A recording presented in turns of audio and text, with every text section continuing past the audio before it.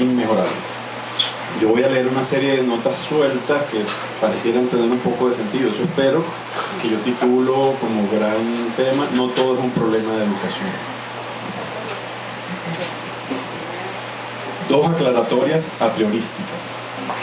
No he leído, al menos no con uso de conciencia, ni siento necesidad de leer el manual de Carrera. Por tanto, difícil está que pueda creer que este instrumento sirva para rescatar algo o a alguien. No me gustaban tanto cuando niño las cuñas de Renio Tolina, y hoy puedo decir que las aborrezco. No me gusta pensar que las soluciones al desbarajuste, la inequidad de las vías, tenga solución real con barandas para controlar a los peatones como las que sirven para meter el ganado en un corral o llevarlos al matadero. Una apreciación general. Nos está complicando la vida el individualismo. Ya ni siquiera es un jolgorio privado. No es ni siquiera el individualismo de la modernidad, es decir, la libertad del individuo en medio del tumulto que defiendo, sino una batalla, a veces encubierta, a veces frontal, contra lo público. O, con suerte, una autoexclusión de todo lo público porque, sobre todo la clase media o quienes tienen aspiración de serlo, les resulta sinónimo de fracaso en una sociedad que defiende y valora excesivamente el paradigma del éxito personal. Lo público se sigue interpretando, inclusive desde muchas instituciones públicas, como remedio para carencias o déficit asociados a la pobreza, y no como amalgama de la sociedad. El transporte, la recreación, la salud, la educación, la convivencia. 3 provocaciones.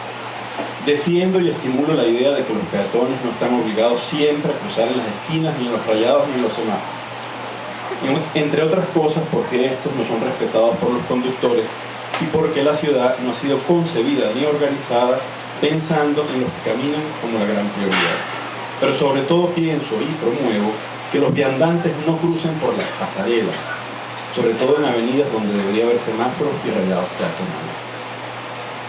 Me parece que, a pesar de que ya algunos medios de comunicación comienzan a reportar problemas de convivencia en lugares donde han implantado vivienda social, es más lo que Caracas ganará con este montón de edificios sin estacionamientos que lo que perderá.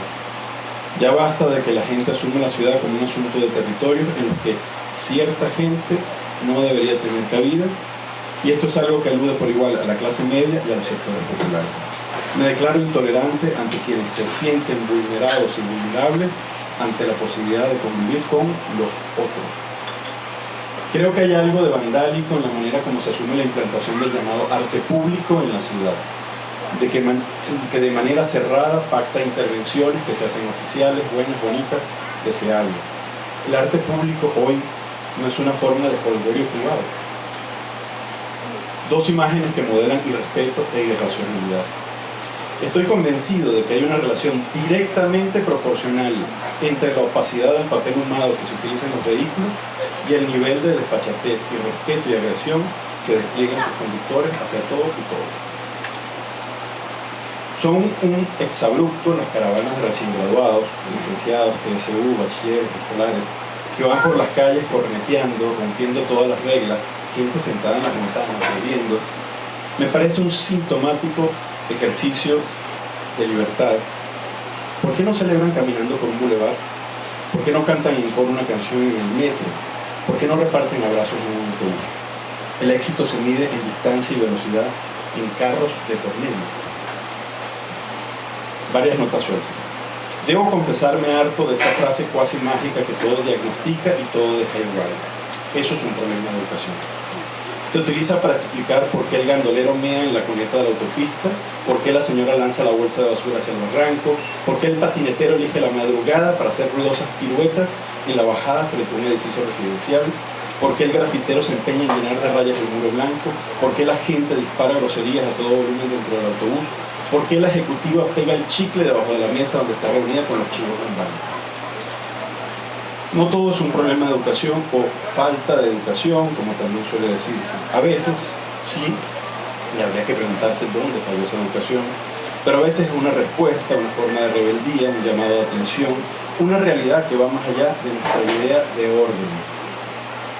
No justifico el irrespeto, la viveza, el pasarse las normas por el forro, el burlarse del otro, la agresión, la agresividad, el corneteo, el abuso. Lo que me incomoda es que a veces esta discusión soslaye otra, la del déficit de ciudadanía, no en términos estéticos, para muchos ciudadanía equivale a ser buenos ciudadanos, sino políticos. Hay gente que no goza de los mismos derechos ni tiene las mismas oportunidades. Definitivamente, me revienta esta idea de que todo es un problema de educación. En vez de conflictos sociales entre excluidos y excluyentes, hay gente maleducada. No hay menosprecio, desprecio, desconocimiento, sino gente intratable, desagradable. Hay gente para la que es mucho más importante sus bienes personales que los derechos de otra gente. El caso del carro estacionado en la acera es un clásico. Un altísimo porcentaje quien se estaciona en la acera ha recibido educación y en un porcentaje considerable seguro ha viajado a otros países. He visto mucha gente decente estacionada en la acera. ¿Eso es un problema de educación o de una forma de comprender y asumir la relación con nosotros? La informalidad arropa zonas de la ciudad o la pigmenta en algunos puntos, deja trazas, rastros, estelas. Cuando hablo de informalidad me refiero a las estrategias contingentes, fuera de la norma o fuera de la forma, de existencia en la ciudad, que van generando una forma de relación que obliga a una negociación constante de todo. Para cruzar la calle, caminar por la acera, saber el precio de un producto en una tienda, ingresar a un local público. La informalidad no equivale a la pobreza, aunque tiene mucho que ver con sus características, formas de hacer e interactuar. Pero no tiene que ver con los pobres, sino con la pobreza de todos. Me refiero a la informalidad de las instituciones que en vez de hacer una acera como Dios manda, hay normas, las hace a los trancazos, reducida, obstruida, oscura. Si aceptamos que la informalidad está metida en nuestra forma, quizá podamos producir otra forma de ciudad.